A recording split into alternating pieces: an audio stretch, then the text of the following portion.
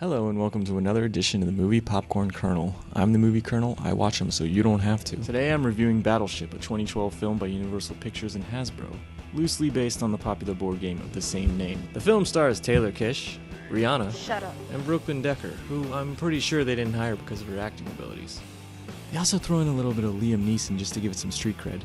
The fact that you know that infuriates me beyond words. I am going to be going over some major plot points, but trust me, I'm not ruining anything for you. If you've played the game and you've ever seen a CGI explosion, then you pretty much know the whole deal. Alright, so here we go, Battleship. It all starts with some scientist dudes talking about a planet they found and they think they have intelligent life. It's all very technical, but they send out a signal to the planet with an invite for the aliens to stop by. If there is intelligent life out there and they come here, it's gonna be like Columbus and the Indians. Only we're the Indians. So this is around where we meet the hero. His name's Hopper and it's his birthday. His brother's trying to get him to get his life together, but he meets Brooklyn Decker, so he decides to prove his love to her by stealing a chicken burrito from a convenience store. This incident with the police sparks the brother to enlist him into the Navy. It's time for a new course of action. A new direction. A game change. You're joining me in the Navy.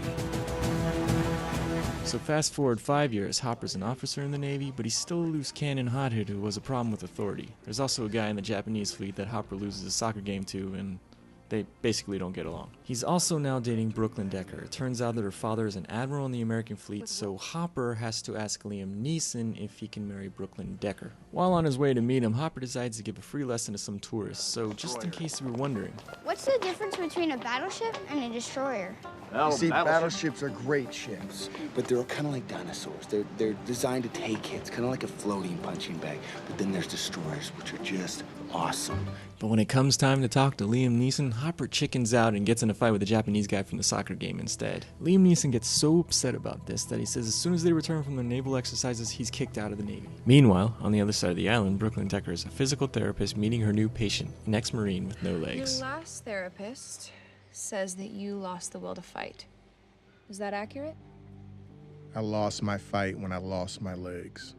This is around when the aliens finally come in. Returning to the source of the signal, 5 alien ships are coming into orbit. But on the way in, one of the alien ships crashes into a satellite and burns up somewhere in Hong Kong. This spaceship's going to be very important later in the film, so pay attention. The rest of the 4 ships land in the middle of Hopper's naval exercise. Hopper goes to investigate but gets blown back when he touches the ship.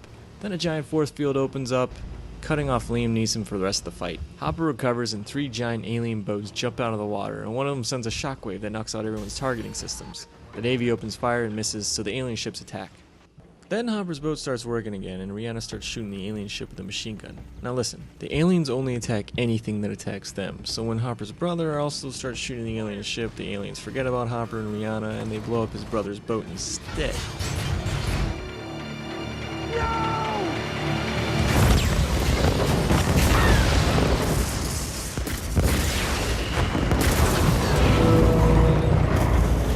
Hopper returns to his boat and commands it to attack, but when the Japanese guy from the soccer game starts attacking too, his boat gets blown up. So Hopper decides to call off the attack and rescue the survivors from the water. So the aliens stop attacking, and that's around when they launch electronic roly-poly things to take out air bases, bridges, and disrupt baseball games. At this point, everyone is beat up and Hopper is sad about his brother, so he starts to doubt his leadership skills. Meanwhile, Brooklyn Decker is now hiking a mountain with her double amputee patient when an alien ship flies by and they decide to take a look at it. I ain't never seen an alien. Have you ever seen an alien? A NASA guy figures out that the aliens plan to take over the island's satellite dishes and that they need to be stopped before the satellite is in range and they can call for backup. It is the strong belief of the Chinese that what crashed into Hong Kong was some sort of communications ship. Our visitors seem extraordinarily concerned with establishing a line of communication home. If 5 ships can do this, what do you think 50 can do, or 500, or 5,000, or 500,000? Back on Hopper's ship, they find an alien that's still alive. So the aliens send a rescue team, and Hopper and Rihanna are forced to blow up one of them with a cannon. Mahalo, motherfucker. Afterwards, one of the crew members discovers that the aliens may have a weakness to sunlight. Then the Japanese soccer guy figures out a way to track the aliens using a grid system of water displacement buoys that's kinda like playing a game of... yeah. Anyway, using the new grid system, the Japanese guy blows up 2 of the alien ships. Around this time, Brooklyn Decker's group gets in contact with Hopper, and they tell him about the aliens' plan to call for backup. Hopper and the Japanese soccer guy fire rockets at the last remaining alien ship just as they blow out their windows with sniper rifles and flood them with sunlight.